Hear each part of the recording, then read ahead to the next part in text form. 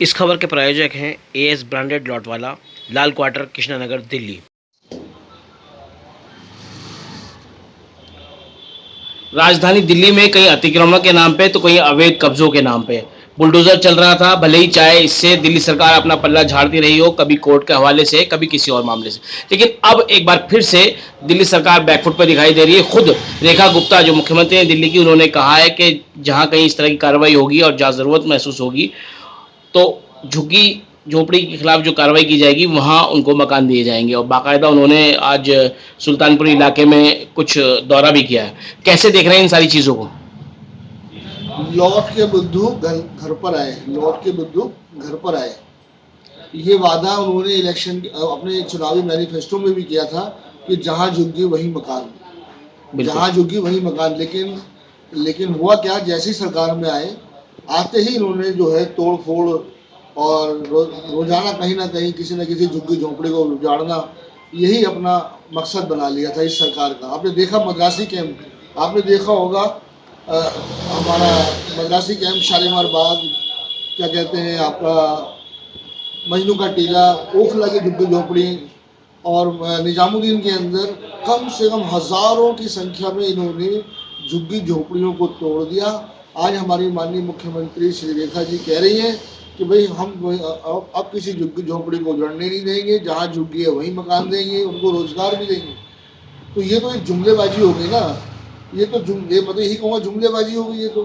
भाई जब आप चारों तरफ से घिर गए तब आप इस तरह का बयान दे रहे हैं? नहीं, मैंने कहा आज जब, हाँ बिल्कुल, जब देखा कि जनता के अंदर इसका विरोध है, गुस्सा है, तो आज ये जो है अपने मुंह मियाँ मिट्ठू बन रहे हैं। मैंने कहा ना, मैनिफेस्टो में भी इन्होंने यही वादा किया था, लेकिन हुआ तो उल्टा। लेकिन आज जब दिल्ली की जनता ने इनसे मुंह मोड़ लिया है, तो अब इनको जो है झुग्गी झोपड़ी वालों की भी चिंता हो गई। ये किसी के नहीं है, ये तानाशाह गवर्नमेंट है, ये गरीब विरोधी सरकार है। ना ये झुग्गी वालों के हैं, ना रेडी पटरी वालों के हैं, ना दुकानदारों के हैं, ना ये दलितों के हैं, और ना ये जैनियों के हैं। आपने देखा जैनियों के मंदिर पे भी जो है इन्होंने झुग्गी झोपड़ी समझकर, उनको भी इनक्रोचमेंट समझकर उनके भी बुलडोजर फेर दिया। और ऐसे ही हमारा एक हैदरदास आश्रम जो सैकड़ों साल पुराना है, उसको भी इलीगल का नोटिस दे दिया। तो ये सरकार तो सत्ता के नशे में अंधी हो गई थी, इसको कुछ नहीं दिखाई दे रहा था, ये तानाशाह बन गए थे अपने आप को। रोजाना एक न एक तुगलकी फरमान ये लोग जारी कर रहे हैं, जारी किए इन्होंने, आज भी नोटिस दिए हुए।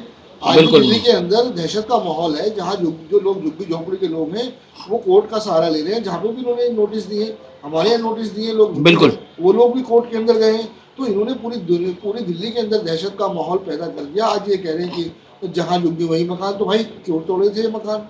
और मैं तो यही कह रहा हूँ रेखा गुप्ता जी, आप अपने आप को बहुत ईमानदार और झुग्गियों की बहुत बड़ी समर्थक अगर आप अपने आप को समझती हैं, तो जो हजारों झुग्गियां जो तोड़ दी गई, पहले आप उनको मकान दीजिए, पहले आप उनको रोजगार दीजिए, उसके बाद हम समझेंगे कि हाँ रेखा जी, क्या जो रेखा जी ने जो कहा वो ठीक कहा, जहाँ झुग्गी वही मकान। तो मैं यही कह रहा हूँ, मेरे को तो यही लगता है कि सिर्फ जुमलेबाजी होती है। जब चुनाव में आते हैं तो ये सब हिंदू भाई हैं, उसके बाद झुग्गी झोपड़ी वाले हैं, रेडी पटरी वाले हैं, दलित हैं, मुस्लिम हैं, और उस तरह के नारों में वो हकीकत बता देते हैं हमारी।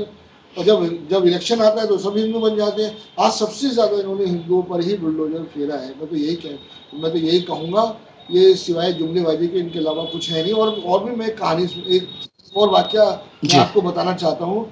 बनारस के अंदर सर्व सेवा संघ है, जो गांधी के विचार प्रसार का केंद्र था। 1960 में वो बना था, और विनोबा भावे जी ने रेलवे से लिया था। हमारी काफ़ी बड़ी जगह थी, वो बताते हैं, जो बहुत बड़ी गांधीयन संस्था थी, उस पर भी इन्होंने बुलडोजर फेर दिया। सैकड़ों साल पुरानी किताबों को उठाकर बाहर फेंक दिया, उसको भी नेस्ता नाबूद कर दिया।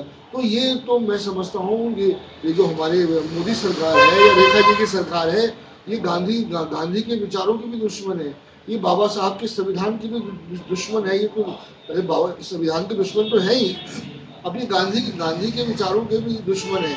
इन्होंने गांधीयन संस्थाओं पर भी, ये चाहते हैं गांधीयन संस्थाएं खाली हो जाए, उन पर भी बुलडोजर फेरना चाहते हैं। तो ये किसी के नहीं है, मैं यही कहना चाहता हूँ, ये जुमलेबाजों की सरकार है, इससे हम कोई उम्मीद नहीं कर सकते। ये तानाशाही सरकार है। इन्होंने एक हमारा ऐतिहासिक गुरु रविदास जी का मंदिर, जो बादशाह तुगलक के जमाने का था, 400-500 साल पुराना मंदिर था, उसको तोड़ दिया था। उसके ऊपर भी लाखों लोग सड़कों पर आए, बहुत बड़ा आंदोलन हुआ, उसमें प्रधानमंत्री जी ने माफ़ी मांगी, आपने पूरा वाकया देखा ही होगा। बिल्कुल। तो इनसे कोई उम्मीद हमें लगती नहीं है।